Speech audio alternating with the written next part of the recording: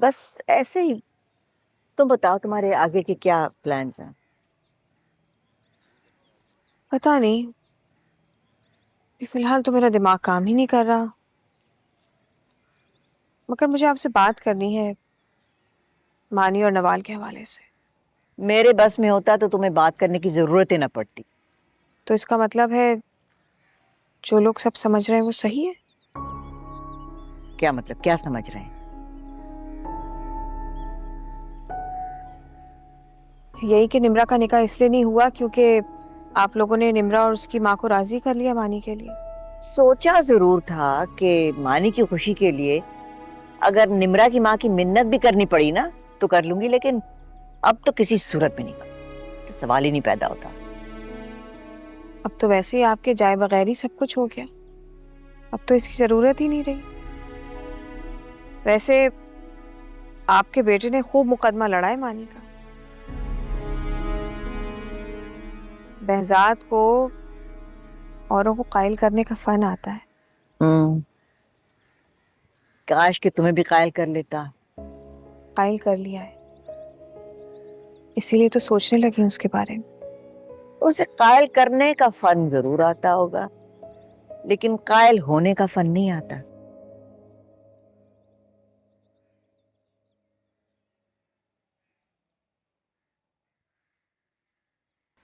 इतने सालों वो तन्हा रहा है, उसे आज तक कभी मेरी कमी महसूस नहीं हुई। तुम्हें उसकी जिंदगी में होते हुए भी ये गिला था उससे कि उसने कभी तुम्हारी जरूरत महसूस नहीं की। तो फिर खुद सोच लो कि तुम्हारे जाने के बाद उसने तुम्हारी कमी क्यों महसूस करनी थी।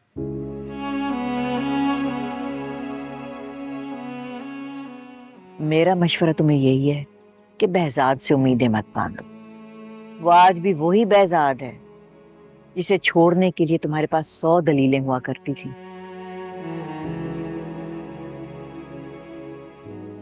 इतने सालों में सारी दलीलें दम तोड़ गई हैं पप्पू। बहजाद का आज भी तन्हा होना मुझे इस बात का यकीन दिलाता है कि बहजाद की पहली मोहब्बत महज एक शराब थी जिससे खौफजदा होकर मैंने उसे छोड़ दिया। मलिहा तो ऐसी गई कि लौटी ही नहीं, मगर मैं लौटना चाहती हूँ। मलिया तो कहिए ना पप्पू, यही ना कि मलिहा बहुत बेवफा निकली।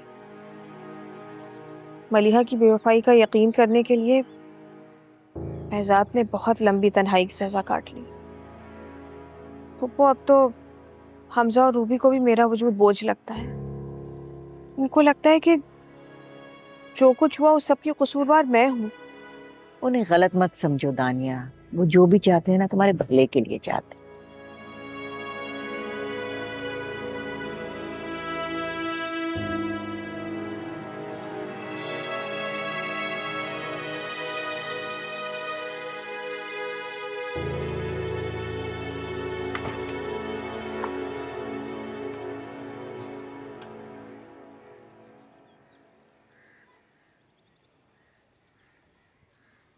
पप्पू से मिलने आई थी। बहजाद, मुझे तुमसे एक बात कहनी है। कहो। मानी का अगर कहीं और रिश्ता तय हो गया तो सब लोग बहुत हर्ट होंगे। कहीं और नहीं हो रहा, वही हो रहा है जहाँ तुम मानी को लेकर गई थी। मानी और निम्रा एक दूसरे से बहुत मोहब्बत करते हैं और मैं उन्हें किसी आजमाइश में नहीं डालना चाहता।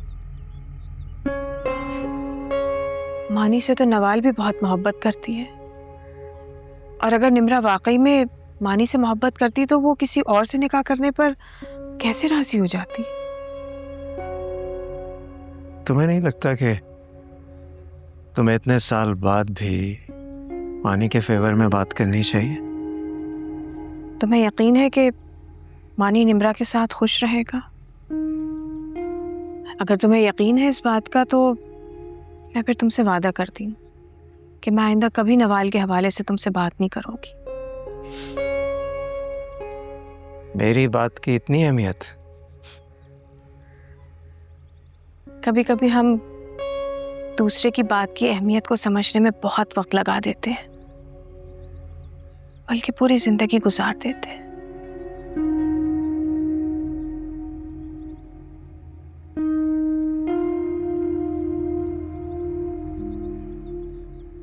महजाब,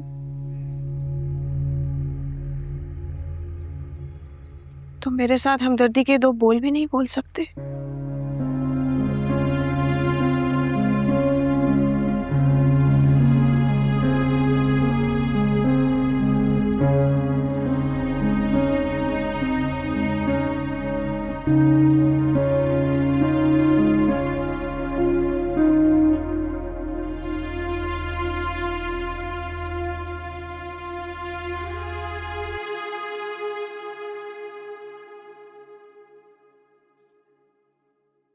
अस्सलाम वालेकुम।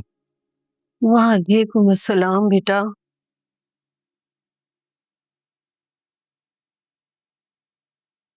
वालेकुम अस्सलाम। दानिया से मिले? अभी गई है यहाँ से। जी। मानी कहाँ है? अंदर ही है। अम्मी, शाम में आप तैयार रहिएगा, आपको मेरे साथ मलिया की तरफ जाना है। मैं नहीं जाऊंगी।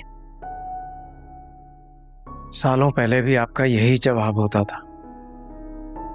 अब आपको मेरे लिए नहीं, मानी के लिए जाना है। और प्लीज अब खत्म कर दें इस नफरत को। मेरे दिल में उसके लिए कोई नफरत नहीं है, लेकिन उसने जो तुम्हारे साथ किया है ना, तुम भुला सकते हो, मैं नहीं। हालांकि उस वक्त भी जो हुआ था आपकी ख्वाहिश के अन मुताबिक था। अच्छा, तो उसने बता दिया तुम्हें? अगर मैं उस वक्त उससे दरवाजे से ना लौटाती ना, तो तुमने तो इस खानदान की इज्जत को खाक में मिला देना था। कहां से आप वापस लौटा दिया था आपने उससे? तुम खुद ही तो कह रहे थे उसने जो किया एन मेरी मर्जी के मुताबिक किया था। मेरा मतलब यह था कि जब मैं उसे लेने के लिए लाहौर गया था, उसने इनकार कर दिया था। यही चाहती थी ना आप? तो उसने मुझ पे कोई एहसान नहीं किया, ये उसकी ख्वाहिश थी। उसकी ये ख्वाहिश नहीं थी अम्मी, मजबूर थी वो, बेबस थी।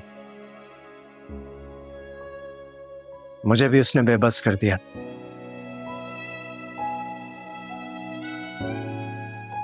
मानी, तुम तैयार है ना? मेरे साथ निम्रा की तरफ चलना।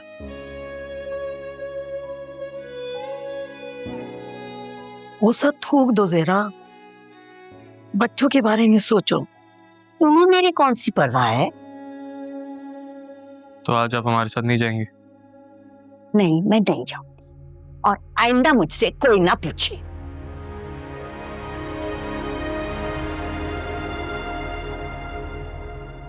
बेटा परेशान मत हो, मैं समझाऊंगी जरा को।